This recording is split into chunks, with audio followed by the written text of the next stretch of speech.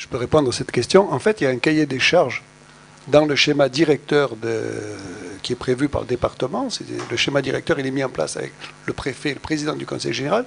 Et il y a un cahier des charges assez précis. Par exemple, il faut entre 75 mètres carrés et 100 mètres carrés par place. Là-dessus, on n'a pas la main. Hein. Donc, si on suit ce cahier des charges, et on est obligé de le suivre, puisque c'est la loi, à ce moment-là, on arrive à des coûts assez exorbitants. Quant au choix, on ne peut pas mettre une aire des gens du voyage en plein centre-ville. C'est impossible. Il faut trouver un consensus entre les comités d'intérêt de quartier, les habitants. Vous savez, maintenant, il y a une démocratie qui est participative. Les gens, ils ont aussi le droit de s'exprimer. Nous, quand on a choisi le terrain, comment on a fait? On a réuni tout le monde. Et on a dit, voilà, il y a un terrain à tel endroit, tel endroit, tel endroit. Et le jour où on a eu l'unanimité des acteurs, à ce moment-là, on s'est décidé. Mais ce n'est pas si simple. Monsieur Giraud. Ouais, ce qui veut dire qu'en fait, vous préférez nous mettre derrière une déchetterie ou une station d'épuration, quoi. On ne va gêner personne. Hein, c'est ce que vous préférez, quoi. Et que le terrain coûte deux fois plus cher, parce qu'il va y avoir des kilomètres de réseau à tirer pour pouvoir se raccorder. C'est pas du tout le cas, vous le savez. Mais si, c'est le cas. Regardez, monsieur Prodel, vous m'avez viré de la place il n'y a pas plus tard que je sors d'une expulsion aujourd'hui. Pourquoi? Parce que je gêne soi-disant 2 personnes. Pourquoi vous n'êtes pas allé voir ces 2 personnes? Puisque c'est vrai qu'eux, c'est des électeurs, moi je ne suis pas eux. On m'empêche de voter. Alors déjà, vous devriez voter. Non, mais oui, mais on m'empêche de voter, monsieur Brodel. Je vais répondre à cette question. Premièrement, ce n'est pas un terrain qui est près d'une décharge coincée entre l'autoroute et je ne sais où. C'est un terrain qui est parfaitement... Oui, il est dans la nature.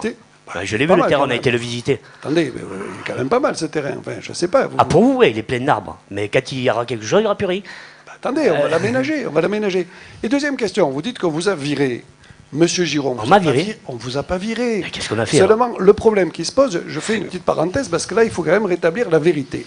Il y a 2 types de gens du voyage. Il y a ceux qui voyagent et ceux qui ne voyagent plus. Et vous faites partie des gens qui ne voyagent plus. Mais pourquoi je ne voyage plus? J'ai des enfants qui veulent aller à l'école. Laissez-moi terminer. Je voyage. Le fait que vous de rester 8 mois quand même.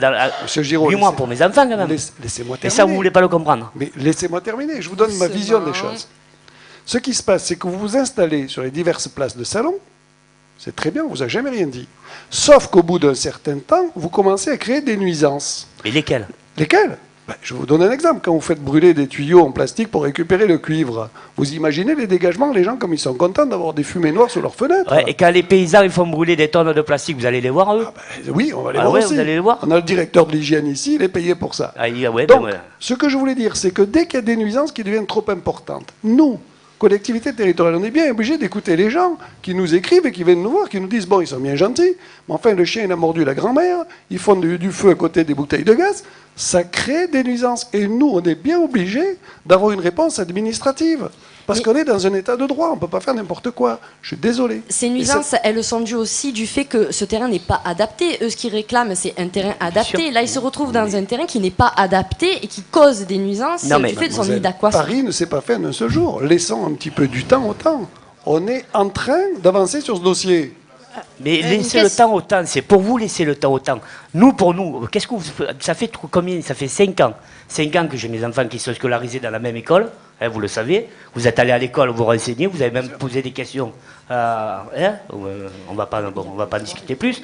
Hein. Moi, j'ai posé aucune question. Mais vous le savez très bien. Il y a une administration, il y a un représentant de l'inspection d'académie. Attendez, tournez-vous vers le représentant. Il y a des gens de chez vous qui se sont permis d'aller à l'école de mes enfants, se renseigner sur justement le comportement de mes enfants. C'est grave ça quand même. Excusez-moi, là je suis pas du tout. Non, mais oui, il y a des gens au courant. Je ne sais pas de quoi vous parlez. On se permet, monsieur Prodel, hein, de promener les gens. On se permet de dire, quand il y a eu la manifestation, vous inquiétez pas, monsieur Giraud, jusqu'en 2013, jusqu'à la réception du terrain désigné, on vous laissera tranquille, vos enfants sont scolarisés. Mais qu'est-ce qu'on fait? On me promène. Attendez, moi, on me dit, tiens, je sais pas moi. Vous voyez ce que je veux dire? Il y a des terrains. Vous avez des terrains, mais vous aimeriez qu'on vous laisse sur un parking où vous créez des nuisances abominables que les gens ne supportent plus. Nous, on est bien obligés d'écouter les citoyens salonnés. Ils viennent nous voir et nous disent, faites quelque chose. Vous voulez qu'on fasse quoi? Vous leur dites, c'est déjà du voyage, on n'a rien pour eux. On n'a rien pour. Pourquoi vous leur dites pas ça?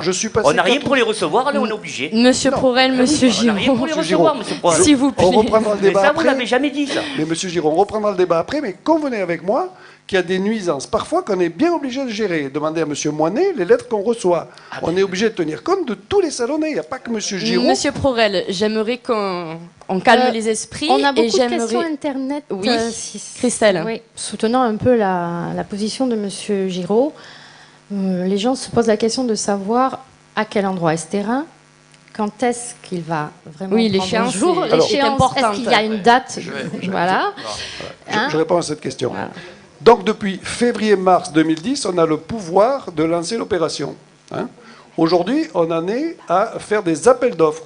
Il faut couper les arbres, il faut aplanir, il faut faire des plans. C'est très compliqué. C'est pas si simple que ça. Vous arrivez, vous vous branchez sur le premier pylône électrique. Et là oui. Mais là, on ne peut pas le faire. Monsieur Giraud. On ne peut pas le faire. On est obligé de... Oui, mais si vous voulez venir dans les bureaux, je vous montrerai comment c'est compliqué. On avance le plus rapidement possible, croyez-moi. Monsieur l'adjoint, je crois qu'on est là vraiment au cœur de la difficulté et des incompréhensions. Moi, je voudrais rappeler quand même 2 ou 3 choses. D'abord, reconnaître que la mairie de Salon, depuis 2003, essaye de trouver des solutions pour les gens du voyage et collectivement, par rapport à tout ce qui se passe dans le département et dans la région, fait des efforts. Hein. J'ai comme ça là, de dossiers, de réunions auxquelles j'ai participé ici, avec combien d'autres, vous n'étiez pas encore élus, etc. Donc je reconnais objectivement qu'on est là dans une commune qui tente de trouver des solutions. On voit en même temps combien c'est difficile, mais en même temps, sachons que dans ce département, par exemple, aucune commune aujourd'hui n'a respecté la loi depuis 2000. Et ça fait quand même beaucoup. Et je comprends un petit peu les difficultés de ce monsieur et en même temps les vôtres. Alors, je connais toutes les difficultés que vous avez recensées. Je ne vais pas chercher des excuses à qui que ce soit, simplement pour reconnaître que c'est une situation difficile, mais qu'il y a, d'un simple point de vue du droit, une difficulté considérable. Et quand, par exemple, le tribunal, l'autre, à 3 jours, auquel j'ai assisté, a reconnu que la commune de Salon n'était pas en conformité avec la loi de 2000 et a en même temps autorisé l'expulsion de monsieur. Donc ça me paraît tout à fait paradoxal, cette situation. Reprenez, mettez-vous à note. Attendez, je voulais simplement dire que je pense que le problème du délai, des 10 ans après, c'est quand même beaucoup. Alors je reprends même, c'est pas 10 ans, c'est 20 ans. Parce que la première loi qui devait vous obliger à faire une aire d'accueil date de 90. Alors, ce qui est grave, ce qui est très important que vous sachiez, c'est qu'entre 90 et maintenant, les choses ont changé. Et c'est l'exemple qu'on a ici.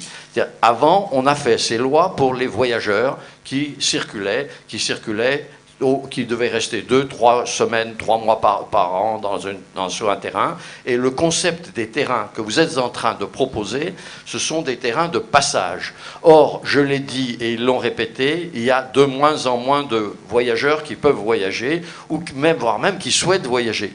Ils se sédentarisent et en même temps le souhait de pas mal d'institutions, y compris, pourquoi pas, l'éducation nationale. Donc ce processus-là est en cours de changement et cette loi de 2000 et 1990 sont aujourd'hui assez radicalement dépassés, à tel point qu'avant-hier, un rapport de l'Assemblée nationale, par 3 députés, 2 de droite et 1 de gauche, donc l'unanimité là-dessus, propose de mettre en place de façon permanente des terrains destinés à la sédentarisation, qu'on appelle des terrains familiaux. Il y a une circulaire que vous connaissez, que je vous ai distribuée, qui date de 2003, qui prévoit la possibilité de faire ces terrains familiaux. C'est quoi un terrain familial? C'est un terrain destiné un petit peu comme un terrain d'accueil, avec des emplacements, etc., des équipements, etc., mais dans lequel les familles sont installées à l'année et sont locataires à l'année. Elles peuvent partir quand elles le veulent, quelques semaines, quelques mois dans l'année. C'est ça l'objectif numéro 1. Alors, je pense, et j'ai Madame Streff à plusieurs reprises, c'est que ces terrains familiaux répondent aujourd'hui à la majorité des besoins, et notamment des besoins des familles qu'on voit autour de nous. Et alors, que vous fassiez un terrain... Alors, c'est vrai qu'il y a un problème de législation. La seule obligation que vous avez, c'est de faire un terrain de passage. Bon, si vous regardez les textes, les documents qui sont publiés maintenant depuis quelques mois, un rapport d'administration, vous verrez que maintenant, les objectifs, c'est très différent. Alors, je regrette beaucoup que le futur schéma départemental, préparé par le préfet, comme ça, à peu près en catimini, et qui devrait être approuvé dans quelques semaines, ne concerne qu'une toute petite partie, ces terrains d'accueil, pour lesquels la totalité des communes sont dans l'illégalité. Alors non seulement on est dans l'illégalité, mais si par hasard vous faites des terrains d'accueil, ça ne sera pas conforme aux besoins réels d'aujourd'hui. Alors voilà où est l'impasse.